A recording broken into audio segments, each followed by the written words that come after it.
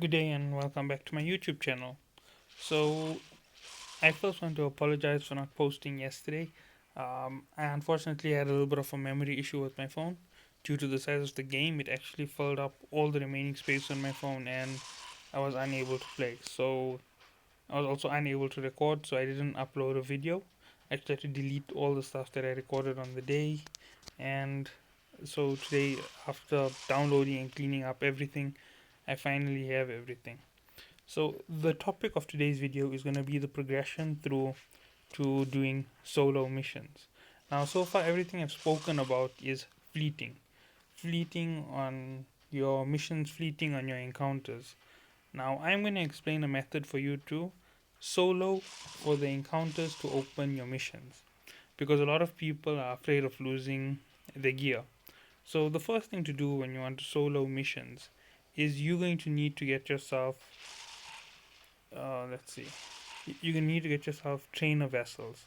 Now, it may seem like it's a bit pointless because trainer vessels are weaker than the other vessels, but they aren't the weakest, and they do have a lot of strength in them, even though they aren't that extra one slot of low slot, mid slot, and high slot, like an like a regular um, cruiser or regular vessel. Like I'm using a Caracal trainer because I like the fact that it's strong enough for me to fight and take on mission solo. And I've seen a lot of guys going on that they use the basic ship, and they're not saying that they're using the next most expensive ship, which is about 40 to 50 million. While if I want another Caracal trainer, it's only 6 million. Now, if you want to learn to solo like this, yeah, there's a simple thing to do. You are going to go in with a fleet, you're going to do your missions, and you are going to get yourself the elite pieces of gear. Now, how do you identify an elite piece of gear? I'm going to show it now. I actually don't even have to worry about this fight. I'm going to win no matter what happens. So I'm going to go straight into my fittings. Now, this is how you identify an elite piece of gear. The circle, the square, or whatever it is that comes in the corner, you're going to find that on the elite drops, you always get this. And that is because those pieces of gear are stronger than all other gear. I've even looked at it, this Ranger medium shield booster. It's stronger than a MK9 shield booster. It has about 5 or 4 more power to it when it comes to actual usage. And that's just the thing. If you're getting a hold of this, you're going to have a piece of gear that's going to help you all the way through. Now, I'm actually doing it because I did it before. I actually grabbed all of these pieces of gear before I even knew that they were that powerful. And I accidentally fell off to sleep while I was playing one night and I ended up getting my ship destroyed. So, what you're going to do next is you are going to go through and you're going to purchase all your gear. You're going to purchase your missiles, you're going to purchase your mid slot items, that's your debuffs or your support items, everything you're going to grab it on your own. Now, obviously, if you're soloing, you can't use support because support is meant for fleets. So, you're going to grab everything in the elite class.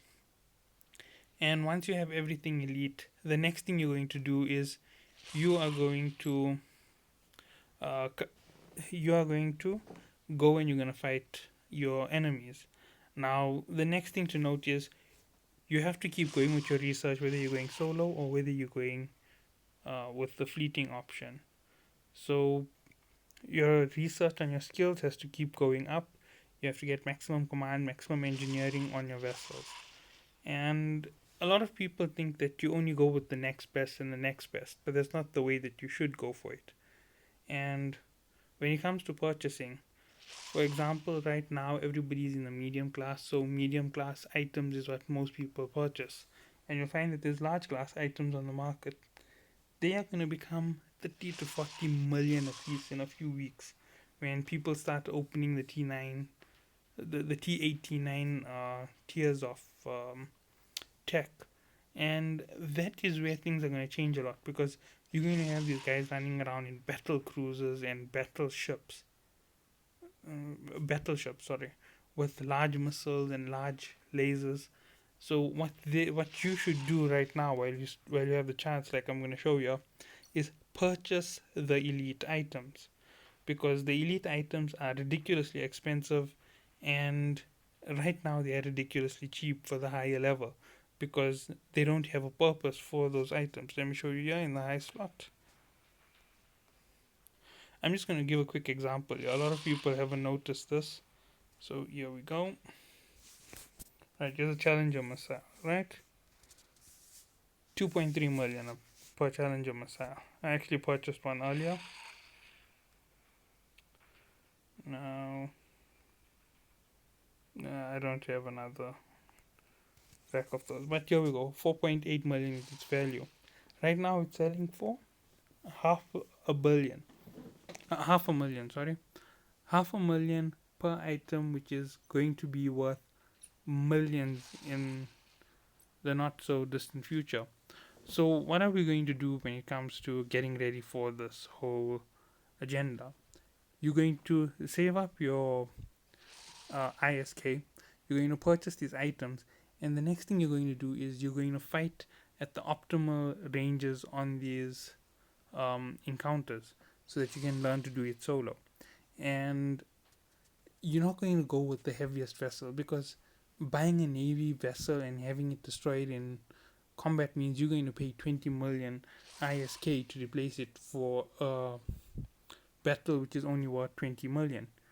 That makes no sense. If you lose concentration for a second, if the game glitches out, if you can't warp away, if you forget to put the right gear on, and it's just too expensive to think about soloing it with the higher class vessel, because it becomes ridiculously more expensive.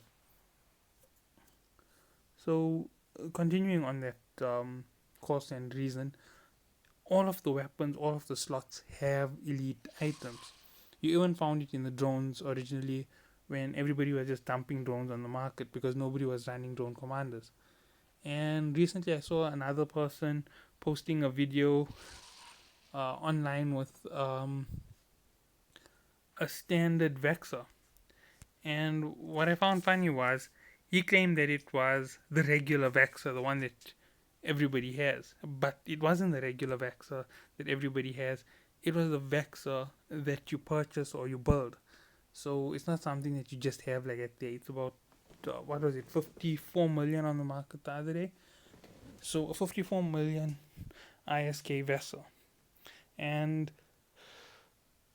you see those people are going to put out videos, and it's going to look very easy to solo missions because they can run 4 slots or 5 slots of defense. And when you're looking at it, you're going to think to yourself, 5 slots of defense means I can tank this, I can easily go through all of this. But what you're not understanding is they aren't really ready to fend off this massive battle, and you can actually get into the groove of getting into the game, into that league of play. And all you've got to do is learn to use your trainers, because your trainers make you more efficient. And I don't know whether anybody has noticed it, because you have less on your trainer. If you work well with your trainer, you learn how to use the bigger vessels quicker. Example, I'm using the Caracal trainer, as I said. I know if I have to use a bigger Caracal, like the Navy edition, I'm going to fly through any encounter that I get into. I might even be able to take on the small missions solo without having to have to retreat, because this vessel, as it stands, can take quite a big beating. The other day I only lost in the mission because I ran out of power, and the Navy class vessel has even more power, and I only needed 2 defensive slots. If I had 4 defensive slots, it wasn't going to affect me. So those are the little things that you need on your ship to go forward.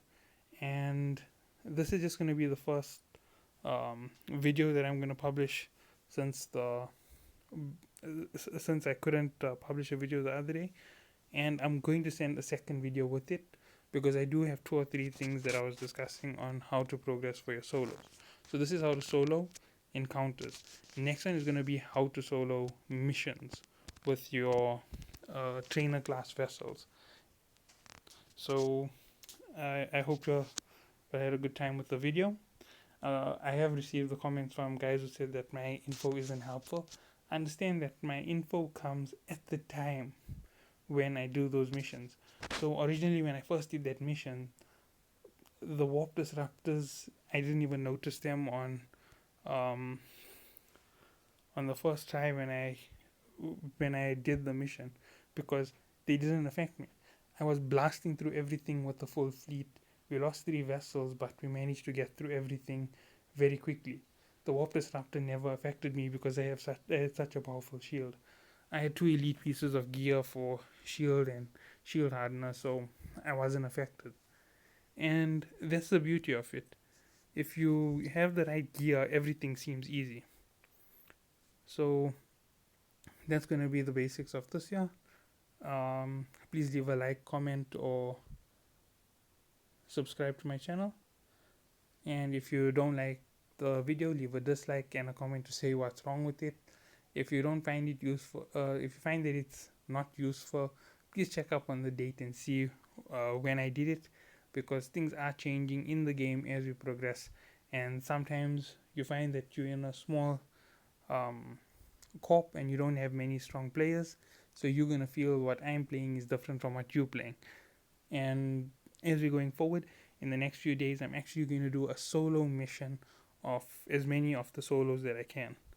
So thank you.